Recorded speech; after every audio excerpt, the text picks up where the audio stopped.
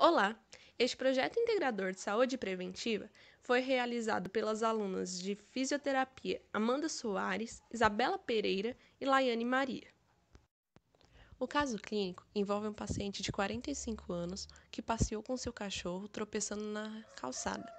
Ele sofreu uma queda ao solo com o pé em inversão. No dia seguinte, seu pé apresentou edema no maléolo lateral, com presença de hematoma e crepitação na base do quinto metatarso e grande dificuldade para andar. Mecanismo de lesão.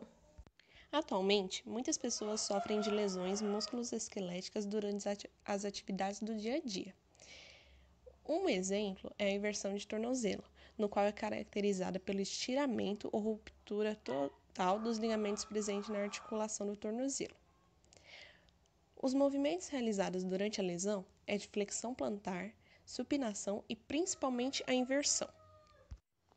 Os principais fatores envolvem os extrínsecos, no qual é relacionado ao ambiente que a pessoa se encontra, como a calçada, exposto no exercício, e pelos fatores intrínsecos, no quais são relacionados a amplitude de movimento, a força muscular, a estabilidade postural, a propriocepção e o tempo de reação muscular de cada pessoa.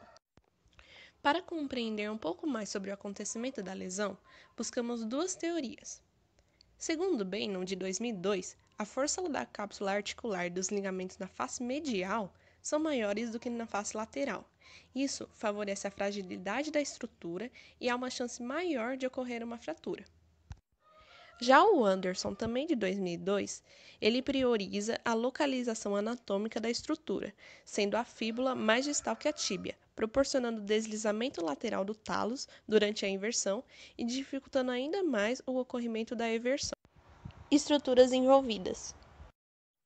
A lesão atinge principalmente os ligamentos laterais associados ao terço distal da fíbula, sendo denominados de talo fibular anterior, no qual é atingido com maior frequência, calcâneo fibular e talo fibular posterior, no qual é atingido raramente.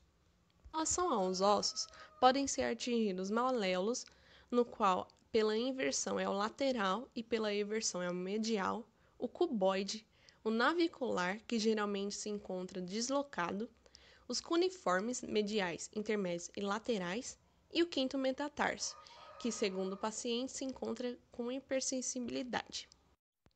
Já os músculos podem ser afetados os anteriores, caracterizados pelo tibial anterior, extensor longo do hálux e extensor longo dos dedos, os posteriores, caracterizados pelos gastrocnêmio, que tem ligação com o fêmur, o sóleo, que juntos formam o tríceps fissural, o tibial posterior, o flexor longo dos dedos e o flexor longo do hálux. Em relação aos laterais, pode ser prejudicados o fibular longo, o fibular curto, o fibular terceiro e em que não está presente em algumas pessoas.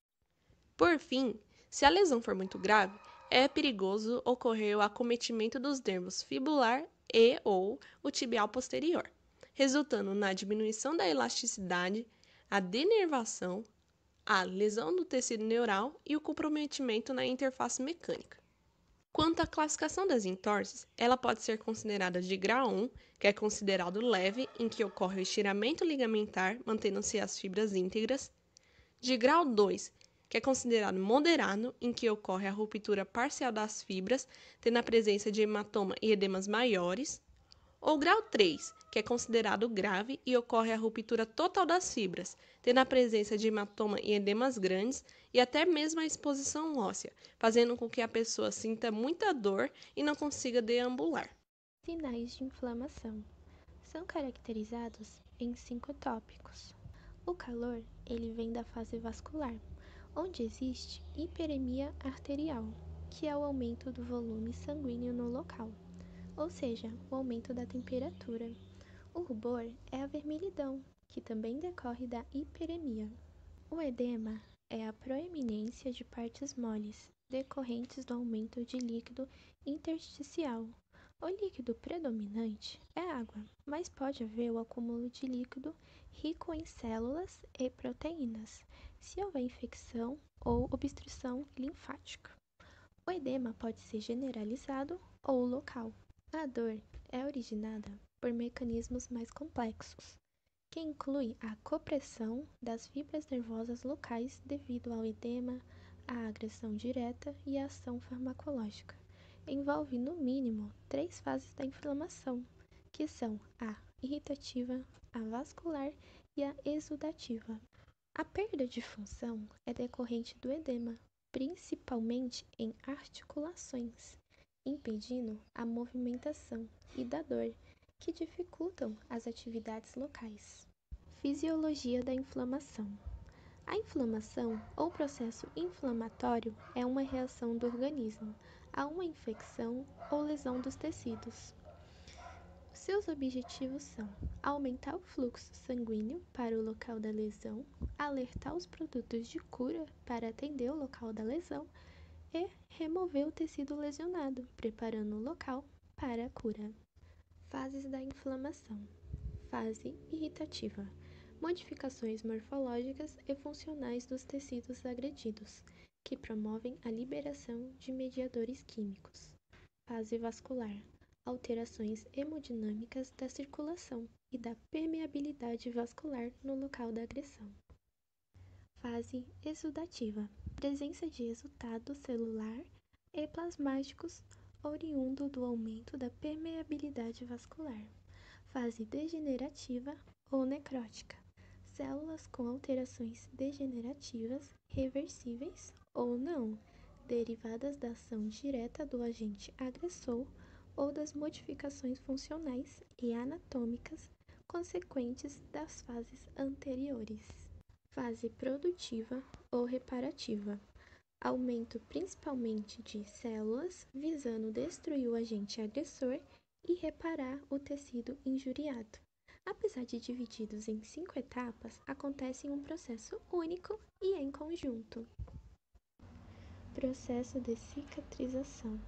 A cicatrização de uma lesão pode variar de uma pessoa para outra, pois está relacionada com o tipo da lesão e com fatores influenciadores, como faixa etária, estado nutricional, doenças crônicas, terapia medicamentosa, tratamento tópico inadequado. Para um processo de cicatrização eficaz, são divididas em 3 partes. A fase inflamatória, recapitulando, tem a presença de secreção, edema, vermelhidão, dor. Nessa fase, ocorre a liberação de mediadores químicos e ativação do sistema de coagulação sanguínea, que podem levar até 10 dias. A fase proliferativa tem a formação do tecido de granulação. As células se proliferam, resultando em rica vascularização e infiltração de macrófagos. Somados, esses processos formam tecido de granulação, parte essencial da cicatrização da pele, que pode levar de 4 a 8 semanas. Fase de reparo. O tom da nova pele passa de vermelho escuro para rosa claro. O tecido formado na fase anterior é remoldado para aumentar a resistência. As fibras são realinhadas para melhorar o aspecto da cicatriz, que podem levar até 1 ano ou mais. Os anti-inflamatórios são usados para impedir ou diminuir um processo inflamatório causado por uma infecção ou lesão. A inflamação é ocasionada pelo aumento da produção da prostaglandina.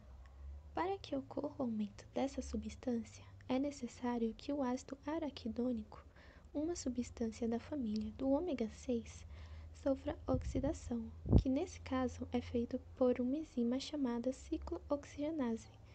Quando o anti-inflamatório é utilizado, suas moléculas competem com as enzimas ciclooxigenases, preenchem seus receptores e impedem que ajam sobre o ácido araquidônico, o que impede a formação da prostaglandina.